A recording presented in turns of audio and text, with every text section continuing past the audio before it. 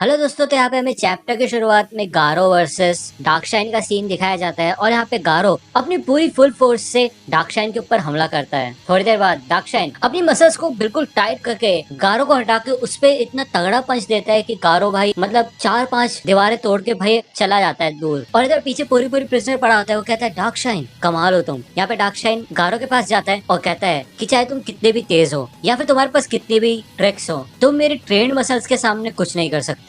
बिल्कुल नाकामयाब हो तुम। यहाँ पे गारो अपनी फुल स्पीड में डार्कशाइन की चारों तरफ से घूमने लग जाता है और चारों तरफ से उसके ऊपर किक करने के लिए रेडी हो जाता है। लेकिन यहाँ पे डार्कशाइन उसको देख लेता है और दोबारा से उसको पंच करता है। यहाँ पे फिर से गारो भाई बहुत दूर जाके गिरता है और डार्कशाइन कहता है कि तुम्हारा ये मॉन्स्टर का नाटक अब खत्म होता है। यहाँ पे गारो कहता है क्या तुम तो सुपर डार्कशाइन हो ना, और ये जगह कौन सी है? मुझे तो अभी लॉर्ड ओरुची के पास होना चाहिए था। वो मॉन्स्टर गया कहाँ? और वो बच्चा क्या वो बच के निकल गया? तो यहाँ पे डार्कशाइन गारो को देखता है और कहता है चल क्या रहा है, हुआ क्या? तो गारो बोलता है हाँ मुझे ऐसा लग रहा है कि मैं तुमसे नींद में लड़ रहा था। तो डार्कशाइन कहते हैं क्या नींद में? चलो बहुत हो गए तुम्हारे बहाने, बिल्कुल भी शर्म नहीं आई ऐसा बोलते हुए। तो गारो यहाँ पे अपनी बॉडी को स्ट्रेच करता है और कहता है कि मैं इतनी बेहोशी से नहीं सोता और मुझे माफ करना अगर तुम्हें ऐसा लगा हो कि तुम जीत सकते हो। यहाँ पे गारो अपने पोज में आ जाता है और लड़ाई के लिए तैयार हो जाता है। इधर फिर से डार्कशाइन और गारो एक दूसरे के सामने आ जाते हैं। इधर जैसे ही डार्कशाइन गारो को पंच करते हैं तो गारो नीचे डॉज करके डार्कशाइन को किक करके यहाँ पे जमीन में गाड़ देता है और डार्कशाइन जाता है नीचे। और गारो कहता है कि ऐसा मत बोलना कि तुम्हारा काम हो गया। तो यहाँ पे डार्कशाइन फिर से खड़ा हो जाता है और गारो कहता है डार्कशाइन अगर मैंने तुम्हें हरा दिया तो इससे ये साबित हो जाएगा कि मेरे अटैक से मैं किसी को भी हरा सकता हूँ। तो यहाँ पे डार्कशाइन कहता है ये बात तो सच है कि इसके मसल्स और इसकी बॉडी ने आपस में अच्छे से कोऑर्डिनेशन बना लिया है और ये काफी हद तक सुधर भी चुका है। तो अब क्या धमाका होने वाला है? तो यहाँ पे डार्कशाइन गारो से बोलता है कि अगर तुम मॉन्स्टर एसोसिएशन के लिए काम करोगे तो इससे तुम्हारी मसल्स बेकार ही जाएंगी। इससे अच्छा तुम हीरो एसोसिएशन में आ जाओ। वहाँ पे बहुत अच्छा स्पोर्ट्स जिम भी है, उधर तुम प्रैक्टिस कर सकते हो। अगर तुम्हारा मन बदलता है और तुम्हें अपनी गलतियों का पछतावा है और तुम अपने दिमाग को सुधारने के लिए तैयार हो तो तुम एक अच्छे हीरो बन सकते हो। इधर गारो को ग्योरोगैरो की बात याद आती है कि कैसे ग्योरोगैरो ने भी सेम ऑफर रखा होता है कि मैं तुम्हें स्ट्रॉन्गेस्ट मॉन्स्टर बनाऊंगा, तुम मेरे साथ जुड़ जाओ। यहाँ पे गारो हंसता है और कहता है तुम भी मॉन्स्टर एसोसिएशन हीरो एसोसिएशन तुम दोनों ही बेकार हो और आज रात मैं तुम दोनों को खत्म कर दूंगा, अब मरो। तो यहाँ पे डार्कशाइन भी तैयार हो जाता है, कहता है ठीक है तो मुझे यहाँ खत्म करने का मौका दो। यहाँ पे डार्कशाइन फुल चार्ज करता है और फुल स्पीड से गारो की तरफ बढ़ता है। गारो यहाँ समझ जाता है कि अगर इसने मेरे को ठोका तो यहाँ तो मैं एकदम मर जाऊंगा, क्या मेरे को इससे बचने की कोशिश करनी चाहिए? तो यहाँ पे गारो उससे बचने की कोशिश करता है जैसे कि आपको याद होगा पिछले चैप्टर में सिल्वर फैंग ने किया होता है पोची के फायर बीम के साथ। यहाँ पे लेकिन गारो बच नहीं पाता और कहता है डिफ्लेक्शन तो चली नहीं क्योंकि इसकी सिंगल टैकल में इतना ज्यादा ताकत है कि उस बूढ़े की टेक्निक से भी कोई फर्क नहीं पड़ा। और यहाँ पे डार्कशाइन गारो को ठोकता हुआ बहुत आगे ले आता है और इधर आके रुक जाता है जब गारो के ऊपर पूरा मलबा गिर चुका होता है। डार्कशाइन कहता है कि मैं हमेशा से सिल्वर फैंग की ताकत को आजमाना चाहता था और पहले मैं उससे बहुत लड़ चुका हूँ। वो हमेशा मेरे को मार गिराता था अपनी इसी टेक्निक की मदद से, लेकिन मुझे भी कोई चोट नहीं लगती थी, वो बस मुझे गिरा देता था और मेरे अटैक से बच जाता था। इसी वजह से मैं हमेशा उससे हारता रहता था। तो इसलिए गारो जो तुमने ये मेरे ऊपर किया है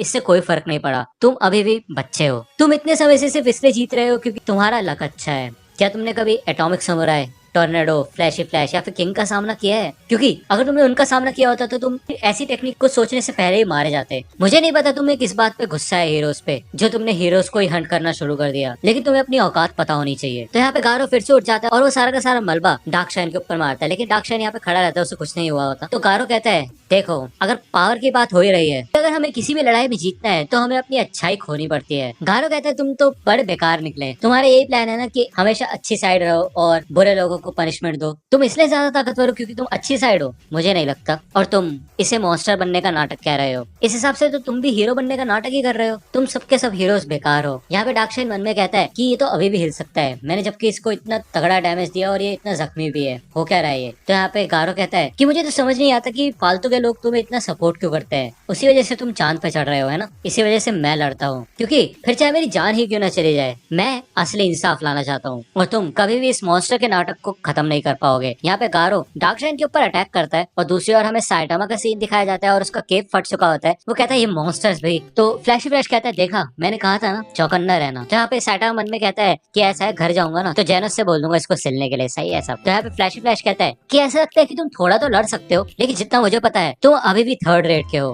तुम अच्छे से अभी भी नहीं लड़ पाते, इसलिए तुम्हें अपने स्किल्स को सुधारना होगा। मुझे पता है ये बहुत मुश्किल है, तुम्हें एक ही बार में काम को ऐसे खत्म करना चाहिए जिससे कि पीछे कोई भी निशानी ना न छूटे और किसी को तुम्हारे बारे में पता भी न चले। जब तुम ऐसा करने लग जाओगे सिर्फ तभी तुम फर्स्ट रेट में आओगे। तो यहाँ पे साइटामा कहता है क्या किसी को कुछ भी पता न चले? पक्का, इससे तो बहुत अकेलापन महसूस होगा। तो फ्लैश बोलते हैं हाँ, इसका मतलब शायद तुम हीरो बनने के साथ साथ फेम भी चाहते हो। मैं तुम्हें दिखाऊंगा कि एक फर्स्ट रेट फाइटर कैसे लड़ता है, बस मुझे मॉन्स्टर किंग के सामने आने दो और याद रखना डर के भागना मत, वहीं खड़े रहना। तो साइटामा कहता है नहीं कोई जरूरत नहीं, मैं मार दूंगा उसको। तो यहाँ पे वो मॉन्स्टर जो इस कार्ट के आगे बैठा होता है वो कहता है कि ये हमारे मॉन्स्टर किंग को हल्के में ले रहे हैं, ये दोनों के दोनों कौवे खाएंगे जब उसके सामने आएंगे और जब पता चलेगा कि वो कितना ताकतवर है। या दूसरी ओर हमें जैनस का सीन दिखाया जाता है और वो कहता है ये तो बहुत बड़ी लड़ाई है, बस मास्टर के कपड़े सही सलामत हो। यहाँ पे दूसरी ओर हमें दिखाया जाता है कि डार्कशाइन के ऊपर यहाँ पे गारो पूरी फोर्स से हमला कर रहा होता है और यहाँ पे डार्कशाइन कहता है कि कोई दिक्कत वाली बात नहीं है, मेरे मसल्स किसी भी तरीके के अटैक को झेल सकते हैं और जैसे ही ये अटैक करना बंद करेगा वैसे ही मैं गारो को खत्म कर दूंगा। और बात करें गारो की, मुझे यहाँ पे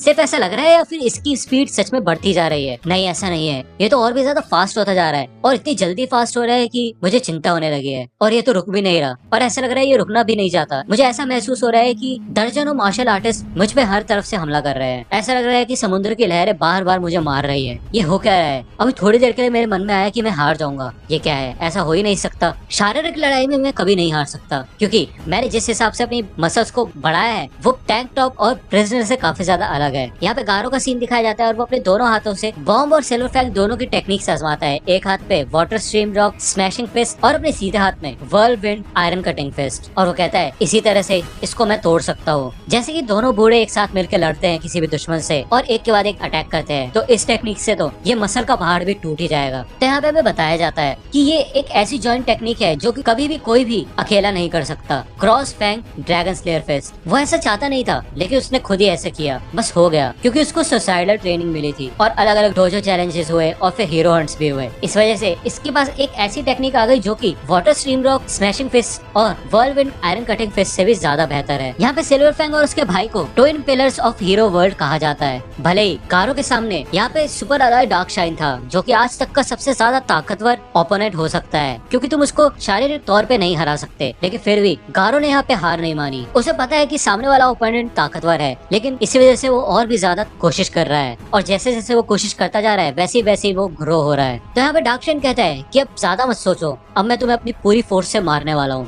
यहाँ पे डार्कशाइन अपनी फुल फोर्स से गारो के ऊपर हमला करता है और कहता है सुपर अलॉय बजूका, लेकिन यहाँ पे गारो भी उसको पंच करता है और उसका पंच रोक लेता है। यहाँ पे डार्कशाइन कहता है कि इसकी बॉडी क्या है, ये मॉन्स्टर। और यहाँ पे हमें बताया जाता है कि गारो का लिमिटर भी अब टूटने लगा है।